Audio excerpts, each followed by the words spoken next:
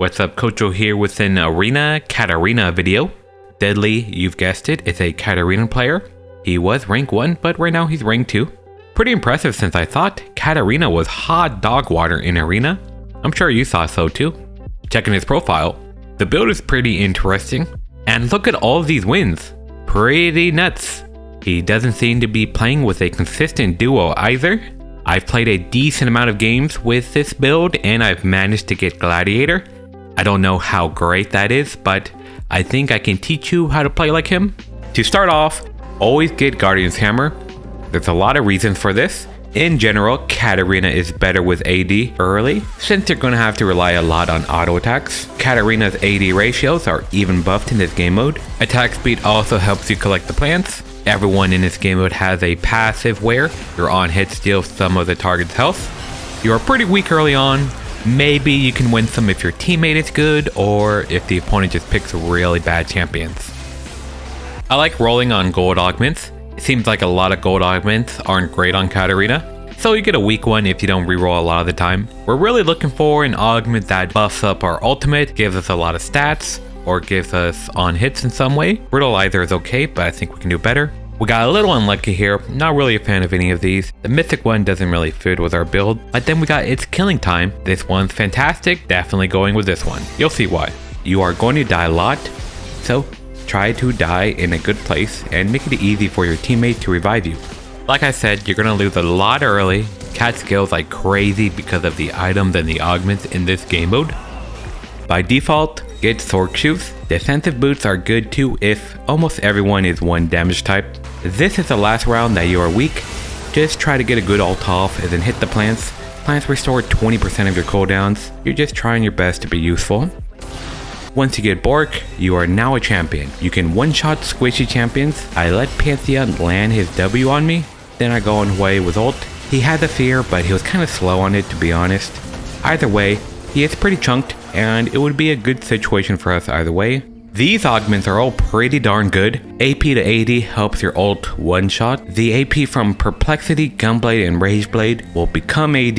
Erosion is good because your ult hits 15 times, so you can easily stack the shred. Ultimate Unstoppable just removes counterplay. Look at the champs in this game. Gragas, Pantheon, Galio. These guys can easily cancel your ultimate when you go into melee range. So you just take this and now you can just ultimate in their face. Combined with the augment we got earlier and Bork, our ultimate is already pretty deadly.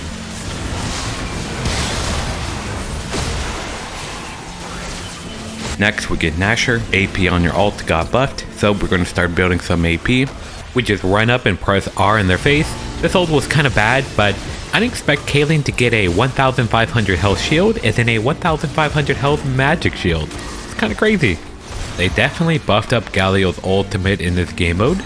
At this point, we can get Rageblade or Perplexity. A lot of champions in this lobby have extra health, so the passive on Perplexity would be good, but I'm playing against the one team with 2 squishies next, so I go for Rageblade. This fight was kinda awkward, not the best ult, but we killed them no problem anyways.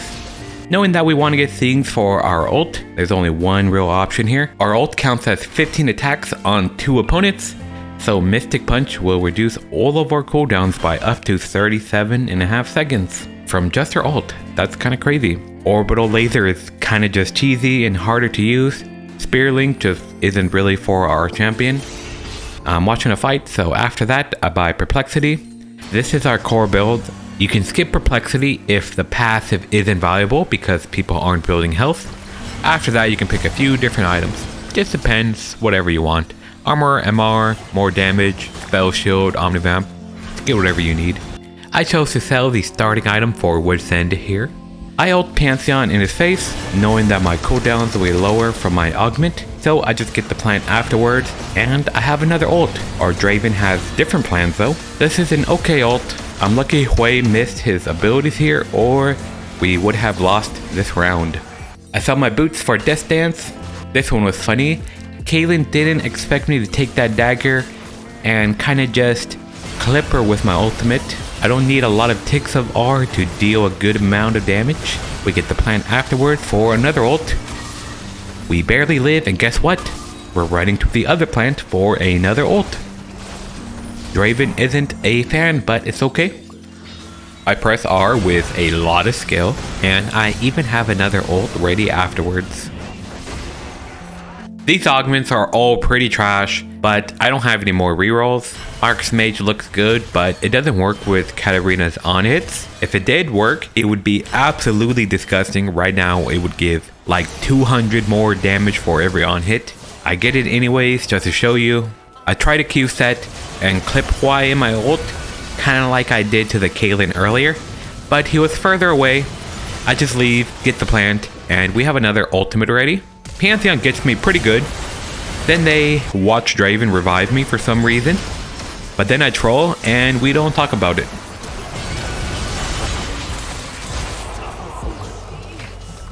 I sold some items and got Guardian's Angel.